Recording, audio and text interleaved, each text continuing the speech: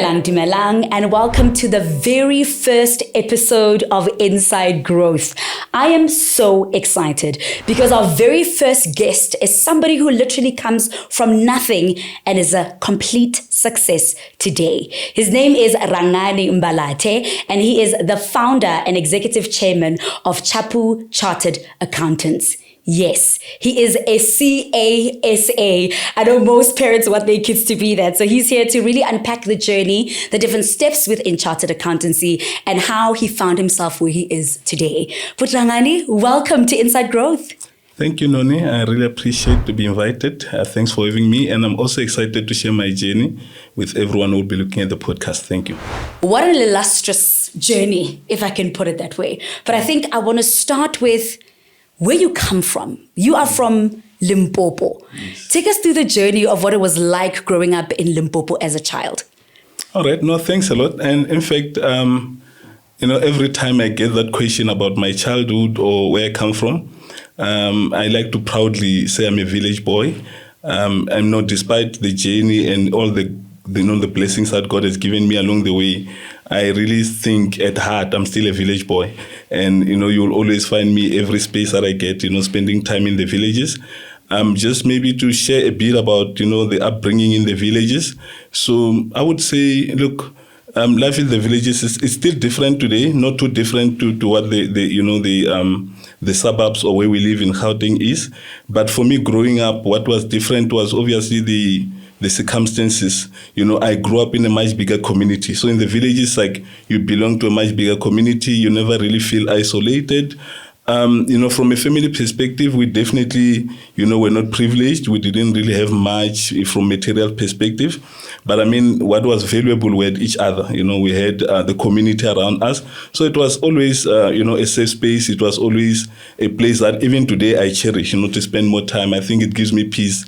It makes me to be who I am. I connect well with the villages. Thank you. I love that. I think that it goes back to the saying, it takes a village to raise a child indeed. Perfect. And that's how you really grew up. But I want you to take me through what success looked like for you growing up in the village and not necessarily being exposed to what you're exposed to today. What did success look like then, and what does success look like now? Interesting. Yeah, so interestingly, I would say that it's a very good question, because I look at to say over the phases of my life, success always has changed.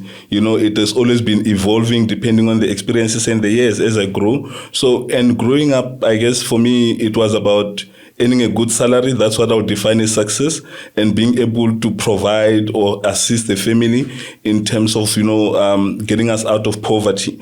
And I think the circumstances around meant that if I can get a qualification, I can get a good job, that would have been success for me, that you can provide, but over time, obviously my definition and how I saw success started to change.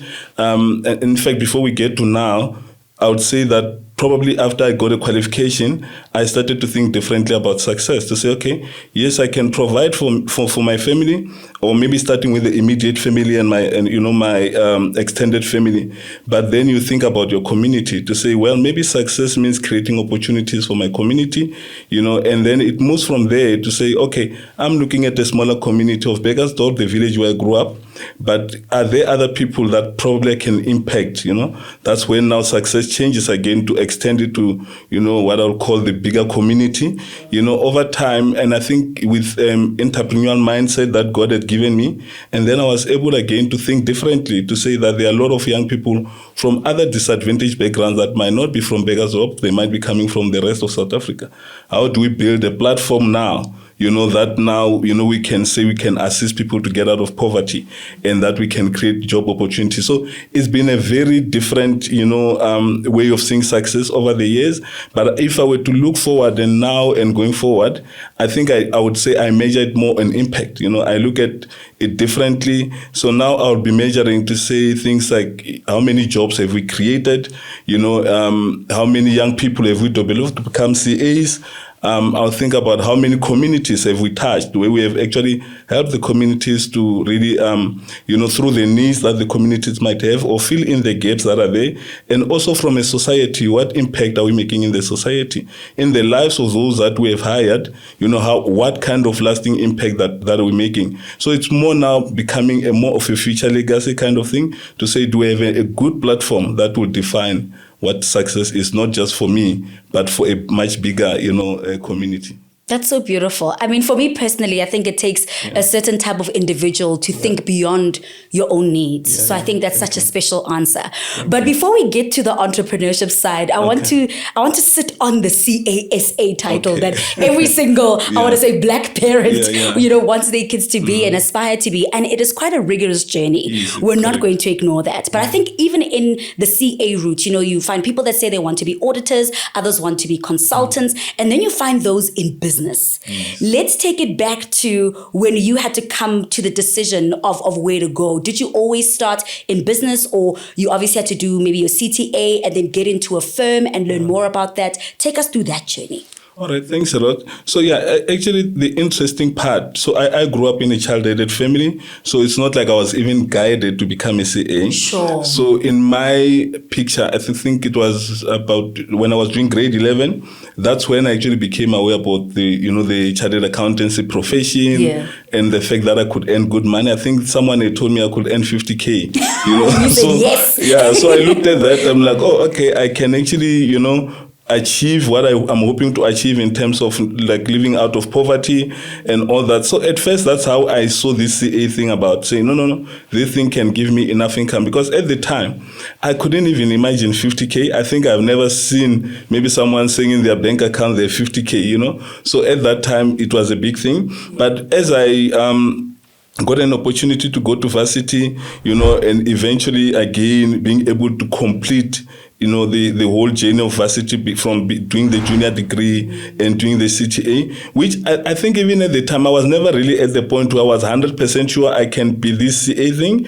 But I had that drive within me. But there were a lot of things that, because I saw some peers, this student who say, a student, they are your tutor along the way, not making it in CTA. Sure. So along the way, I think there was always that thing, look, I want to be the thing, but there was that open-mindedness. Maybe I don't want to hurt myself in case I don't become this. You're shielding yourself from yes. But I knew there was definitely one thing for sure along the journey, that I would become this, but I'm saying that there was no bit of arrogance in me to say it's something that I think I'm surely guaranteed that I'll get. I knew I needed to put in the hard work. So, becoming a CA, then, it was a big dream again to go to a big four firm. Not becoming a CA, in fact, after achieving the CTA, being able to go to a big four firm, being exposed to audit, I think from that time, I don't think so my choices were never driven by, to say I like audit or I like business. It was driven by the fact that I want to be CA, I want to earn money. Yes, so I want those 50,000 in my account. Yeah. So it's really after I qualified as a CA where I would have said now I had a choice, where I started to think, to say, what do I do with my life? So Puti, you did your undergrad, you now doing CTA, still nervous, not too sure if, you're going to become this thing. Yes. What then happens? You're not too sure whether you must go the audit route or whether you must go business. Take us through that journey. All right. Yeah, thanks. So in terms of the choice of whether going audit or business, I think I've attended a couple of interviews, with other companies and the audit firms. But at the time, there were a lot of people obviously going the audit route. At the time when I went into articles, there was what they called TOP, which was in the business. It was not so famous, but again, I explored the opportunities, and you saw those who went the audit route, that they actually eventually have a lot more choices to make in terms of where they go. So by really almost default, one had to then go with the audit to be able to create much broader opportunities when I eventually become a CA. Yeah. And then when do we then come up with Chapu? Okay. Where does it start? Does it start mid in the middle of you enjoying this 50K plus of your salary? What inspires it? Yeah, so interestingly, so when I finished the articles, I stayed a bit as an audit manager. I also had some international exposure. And then I joined the bank in a corporate investment banking with Absa. So Then obviously it was trying to find a fit. So I've done this, I've got a CA, how do I then build my career? So the banking thing was also a trial, and I go into banking. And at the time, I think it was exciting to start with, it's a new thing. And then over a couple of months, and I think within 5-6 months, I found it boring. I just think, this is too repetitive. And I just remember there were those days I knock off at like 4. As I exit the door, I'm thinking to myself, what am I going to do with the rest of the time? So I started to rethink the thing about audit. And at that time, a seed was being planted in my head to say, maybe I need to go back. But this time around, I'm thinking differently. Maybe I must go back to do my own thing. So that's when the seed started being planted. And mainly because of a bit of, I felt like I could do something with the time that I had, even though at the time I didn't know what to do. But I said, look, I've experienced, I've done this audit thing. I think this is what I can try. So it was also not a big dream like from, early days, but it's something that came to say, I think I need to do something with my time. And I just thought I could actually start something for myself. Yeah. And then the birth of Chapu is here. Yes. What do you start with when you're starting a brand new business? What do your office spaces look like? What does your bank account look like? So when you think of Chapu and you think of its early days, what did that look like? Yeah, so interestingly, so I didn't actually even go straight to say like today we're opening Chapu. Look, there were certain things that I had to do, and for me, I had to anchor my life and provide certain securities before I even take a bigger risk. So one of the things first, I met with a friend who was already starting a practice. And we agreed that, look, we're going to join in together. We're going to work together in a practice. So at that time, I even had to say, look, I need to also service public sector.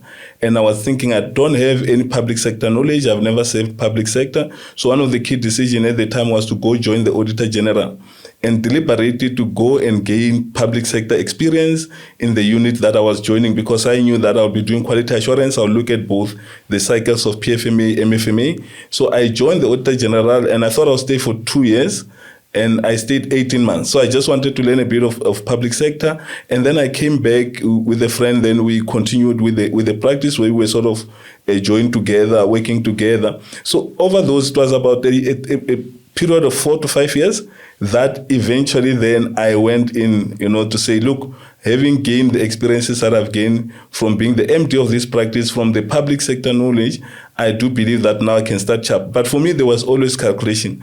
And I always said, look, the experience I've gained, the relationships that I've made, the strategic partnerships that I have, I must maintain those. Because in my mind, there was this thinking that if things go bad, should go bad for 6 months. It shouldn't go, above that. So that's when really Chapu was born. And obviously we needed to now find offices. So that's when I from day one, we had to open offices. They were much smaller, way much smaller. One office, one open area, one a big area of reception. And I brought my brother and my wife with. I'm like, we're starting something, yeah. But let's talk about that, because I love how you mention the importance of experience and not jumping into business for the sake of it, but fetching it. How important is getting experience before you open a business? Look, there's no question around that. I think a lot of people have wishes and about what they wish to do. But I think before you could even be convincing yourself, because more especially when you sell services, you sell credibility. And there are many options there. There are established firms. You might have your bit of technical knowledge there and there, but it takes much more than that. And for me, it took many years of really thinking about these things and how I would actually go about it. Even though I didn't think a bigger scale Chapu, but I thought about a sustainable Chapu, a brand, creating a brand that can be trusted. And I thought, look, in the market, you have got the big fours. You've got a lot of credible firms. How do I create something that gives that quality output that is similar to those big guys without me being big? So for me, the drivers were those, putting some strong foundational principles that will actually drive, so that I know for sure that I've got a strong anchor in terms of what I'm selling, and I'm convinced about it. And obviously that was backed by the experience and the technical knowledge that I would have gained through those years, yeah. And I love that you speak about credibility, but now you're starting your own thing. Yeah. 6 months in, what does business look like? And who are you competing with? Are you then looking at the big four going, am I ever going to make it? How do you even secure your first client? Yes.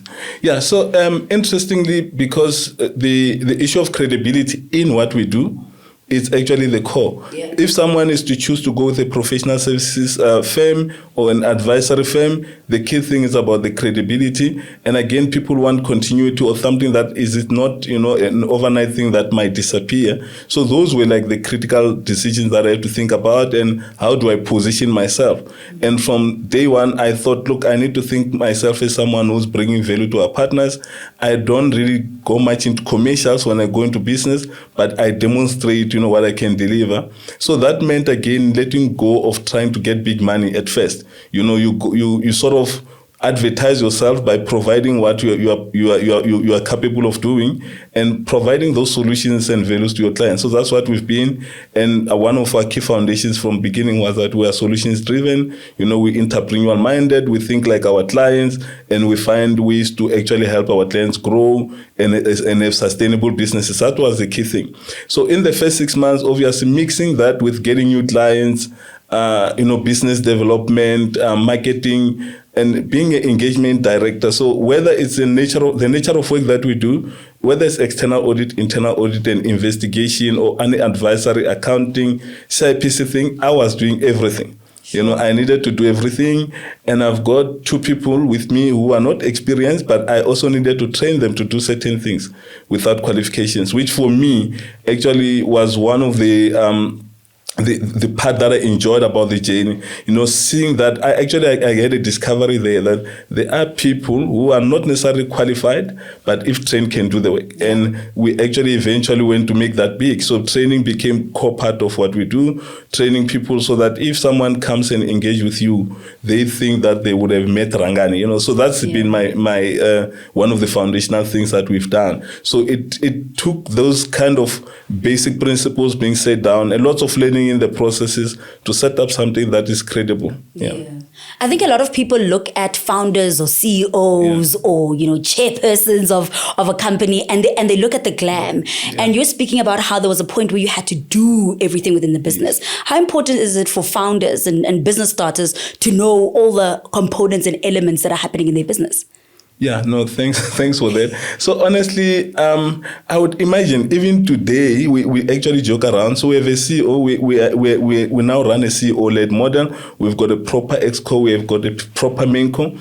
But even today, there are times I need to get my hands dirty. So if you have not walked the journey, you will not understand what your people are dealing with. So for me to again convince people about our ways of working, I needed to have known, the journey. And it's very important, obviously, to be part of, the growth of the business from your involvement at every level. I think I'm much more grateful that I have exposure. So today I look at the advert, be someone posting on our LinkedIn, I can quickly judge to say, look, I don't think this, resonate with our image.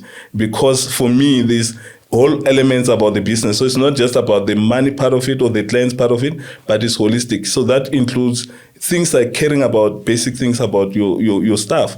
I mean, if my staff, because we travel a lot, is involved in an accident, I need to know that I might have discomfort, but I need to drive and be there. If they've got something. So you bring in all these elements of that drives your business together. And for me, it was always important that I get involved in all the levels of details so that I can be able to walk the journey with the guys. I love that. And I think you're doing it so beautifully. But even with this path that you're traveling as an entrepreneur, I'm sure it was no easy feat. What is the biggest challenge you experienced during the early days of starting Chapu? Sure. Yeah. So it's interesting that I don't reflect much on the challenges, but I know I learned a lot from challenges. And maybe before I get there, I must say that even the principles that we have that drives us, and the what we call the our procedural ways of doing things, standard operating procedures mostly are developed from the challenges that we faced.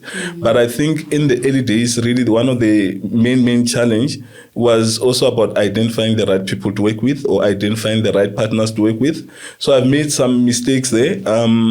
There was a time, in fact, our office in Polokwane, at the time, I think we had 2 offices in Polokwane, and we obviously thought we were growing. I get someone to be a partner there to run the firm, and things went so bad, to the level that I got complaints from SAICA. So as you know, in our environment, we are regulated, and professional bodies like SAICA have an interest in what we do in terms of whether we are representing the profession well. So we had bigger challenges. The firm had to be closed. I had to step in, put in plans together. But from there, I knew that I need to be careful with how, yes, you can trust your instinct. A lot of things decisions I've taken and people I've hired was based on the instinct and how I see a person. But you then start to learn to say, look, I need to have formalized systems. So like now we have proper formalized systems in terms of how you're hiring, a proper HR function, a proper diligence in terms of how you deal with people. But that for me, because we're actually running a people business. What we offer, we are selling, intellectual knowledge to people by solving their problem. So I learned that that's a key component. You cannot just brush it off or try it out. But in other challenge was probably around the credibility issue we spoke about, to say how do we gain that credibility? And I needed to, because it was always something that blocks you. They know someone who can do better in the industry. There's always someone who can do it better, but how do you position yourself uniquely? And for me, that was a bigger challenge. So from a brand perspective, from the quality output perspective, from having the right structure and all those things. So those would have been, some of the key challenges that I have to face. I know many businesses definitely face, in your early startups, you face cash flow. For us, was not really such a big thing because we had I think I had good partners and good people that I've worked with before, you could always run to and say, look, things Lucky. are not good. It's the relationships that you have, I guess. Relationships were very critical. That's amazing. I can imagine with every challenge that you have in the business comes a very tough decision that you have to make. Some of them that you don't like so much. What's the toughest decision you've had to make for Chapu? Sure. Okay. We're getting tough deep. Question.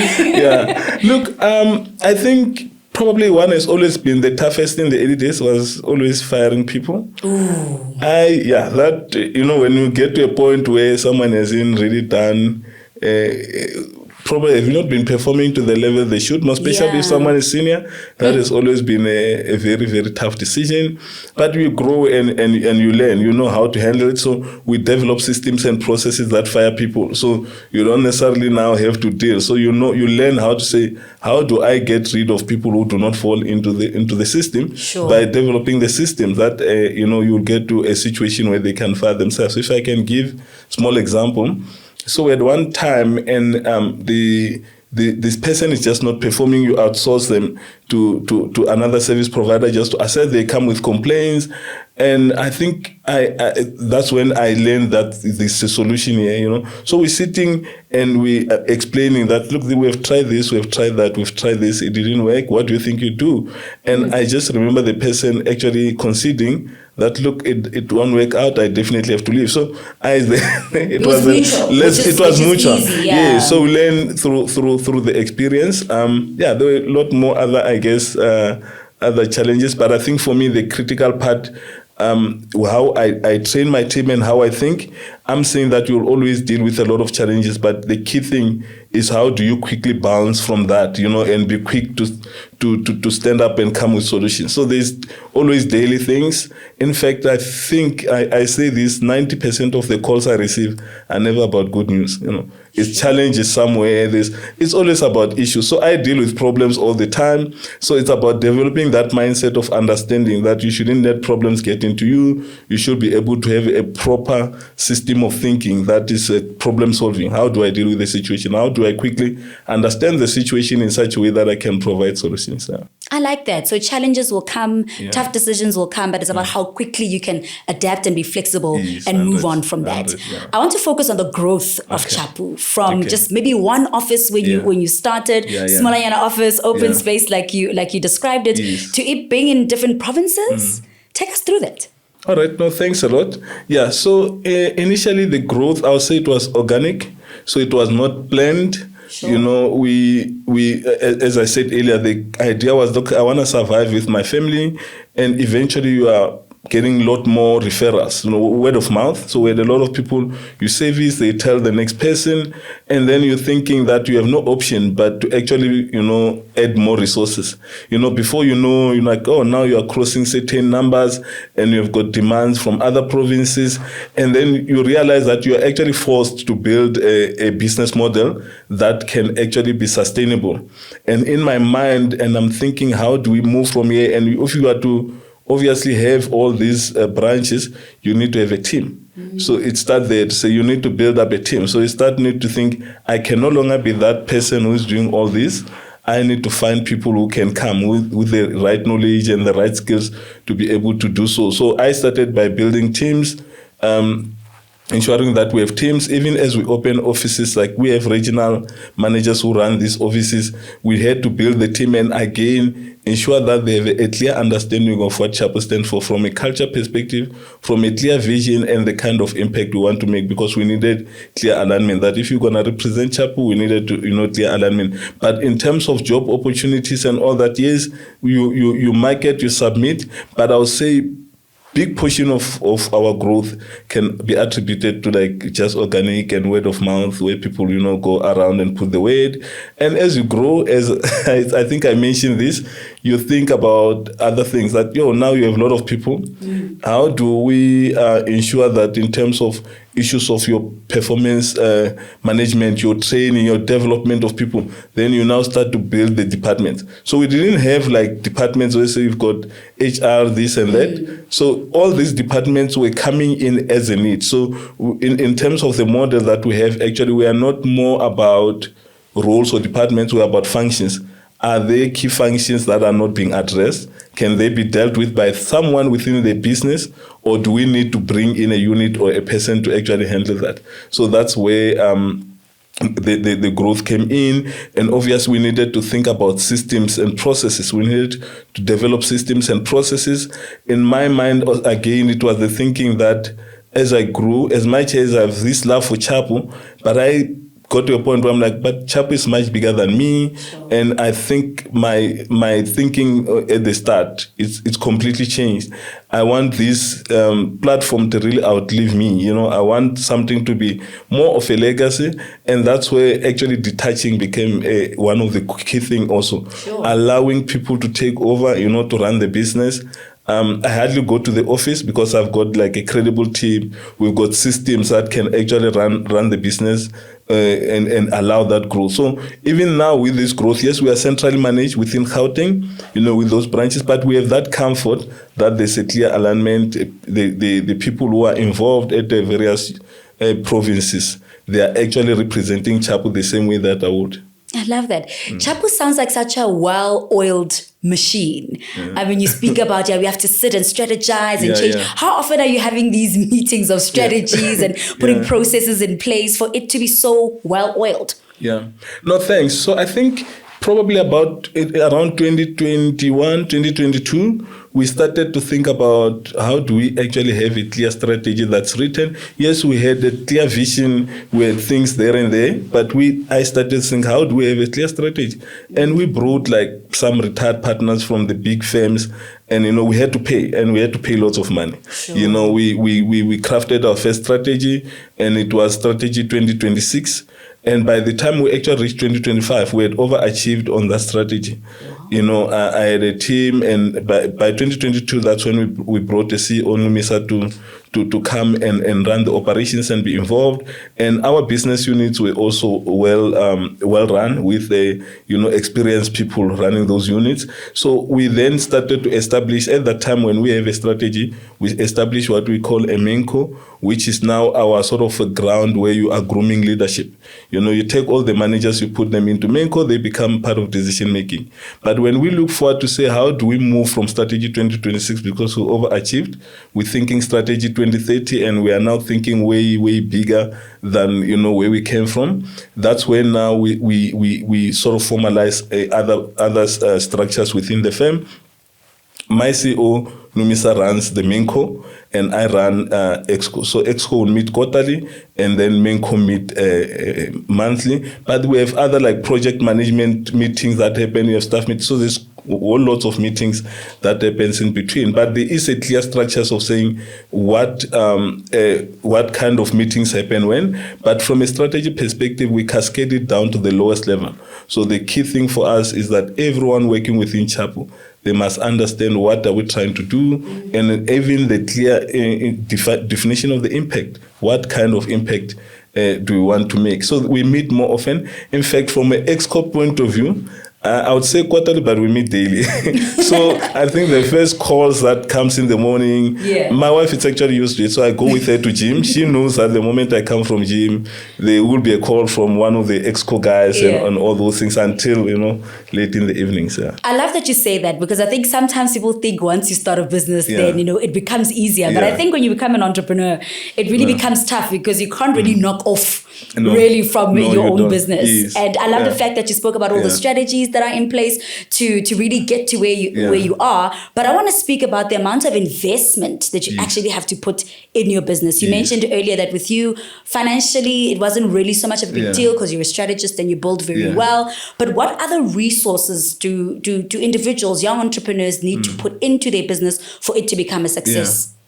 Sure, it really takes a lot of investments. Some financially, some non-financially. I like what you mentioned about that when you become an entrepreneur, one might think that you become free.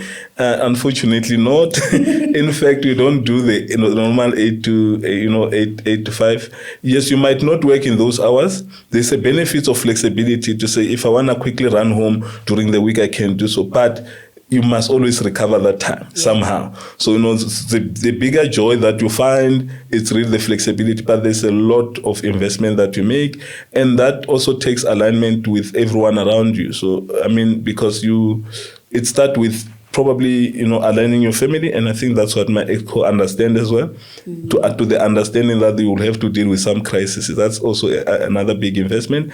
But for us, the biggest investment has been in our people. From a business perspective. So these programs that we run to help people become CAs, we actually pay for them. We actually contribute to people's studies and contribute to us allowing them to take some time off to study and so that they can become this CA. So there's a lot that goes into that. There's a lot that you don't actually recover as a business, but you actually have to empower your people. And in that also there's certain processes, like in terms of enhancing, for instance, the credibility of how your hiring processes, you have to invest in things like your psychometric assessments, having the rightly qualified people running such functions. But we do have like even proper, like management development programs, which you invest in them. And because we also hire, no question, we are a black firm. Most of the people who come from disadvantaged areas, they don't even speak proper English like myself, So we had to also, we invest in things like business English, the basic skills that you would really think that probably other firms would find the person already, at a proficient level. But for us, it takes those level of investment. And obviously running offices means that with all these offices that you run, you know what it means. It takes it's cost of actually being able to do so. Yeah. So there's quite a lot that that is expected of an entrepreneur in terms of such investment. So it's definitely not easier to be an entrepreneur. In other words, it takes a lot of work. Yeah, no, it's not. But as long as your drive and your vision is bigger, you probably might not be too worried. So I don't even focus much on the cost of these investments, you know, my thinking is always to say the returns will be bigger, you know. So the returns sometimes are not like rewards from the clients. I'll give an example. When someone leaves Chapu, and I share with the team that if they leave because the environment, you know, was not so good for them, I'm concerned. But if they leave because they became so good that they're attractive to the market, I'm very happy. Sure. You know, so those are some of the bigger rewards that if you're not maybe an entrepreneur, you might not actually see it that way, you know. And obviously how we also develop our people. We've always been clear that we want more entrepreneurial-minded people, the people who understand, you know, not in the olden days where someone works, and not to say anything bad about government employees, but I'm saying that someone might work not knowing how that revenue was generated until it reaches their pocket. But for us, it's important that when you work with us, you must know, how did this money come about? You know, how does it reach to you? And what are the other things that are, you know, in the business that need to be funded? Yeah. You mentioned something so important during our conversation. You mentioned word of mouth, Yeah. which I think people are still wondering if it's so valuable today because there's this huge threat of technology coming. There's so many platforms. Like, what's your take on that, on, you know, your business running because of social media versus it running because of word of mouth? Sure. Yeah. For me, I guess I'm not so big on social media, but I would think I would still prefer word of mouth. Obviously, you should balance both. You cannot also, you know, stay behind. But what I really like about word of mouth is the fact that I have people that were credible that I trust. So if I know that this referral is given by Sam, there's a more effort I put into trust, you know. So a lot of experts that we use in our business, so we do use a lot of external experts, and some of the people that we actually hire, it depends on who actually told us about this person.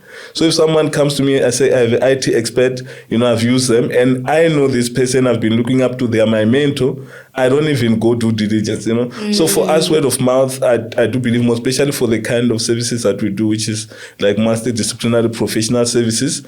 Word of mouth is a critical, critical one. You want to know whether someone has worked with this person, they've understood, you know, the reliability of this person, and that they are credible enough to fit into what we do. So I would always say, get a balance between, you know, be it the modern way of doing things through this social media and other things, but again, being trusted by your peers and stakeholders out there so that they can, you know, make those referrals. Sure, but I could speak to you all day. I really could. But we have to end the interview at some point. Okay. But there's a young person who's probably had the same journey as you, either from a village or who's now in university and really thinking about their lives. They want to venture into entrepreneurship, but they just don't know where to start. What message would you like to share with them? So I'll probably start by saying they should stop making excuses. Most of the time when we delay what we want to do, we probably have a fear that it might not go the way we want, which is failure. And for me, I think it's something that you cannot avoid. I think all entrepreneurs go through that process. You will try things, you will fail, you know. But if you have enough excuses not to start, you will always, you know, stay outside. But I would encourage such a young person to say, look, you've got to start wherever you are with what you have. At least start. Don't make excuses. Personally, I think looking at my own life, I could have had many excuses. You know, looking at my own story, I think there were many times where I could have made a lot of excuses for not doing what I'm supposed to do or not taking certain risks along the way. But I think if you can put away the excuses, you know, take the risks, the worst thing that can happen, you know, it's really not much. But again, for me, it's about thinking beyond yourself also. Sometimes it's, so you worried more about yourself, but I would be thinking bigger than me. You know, I'm always thinking to say, if I look at who matters to me, you know, firstly, as a Christian, I'm a believer. First of all, I do believe that what I do must glorify God. So I'm saying, if what I'm doing maybe is glorifying God, God will definitely bless it. If He doesn't, you know what, the other opportunities will come along the way. So I would say they must also put their trust, you know, in the Lord and believe in what they do as well.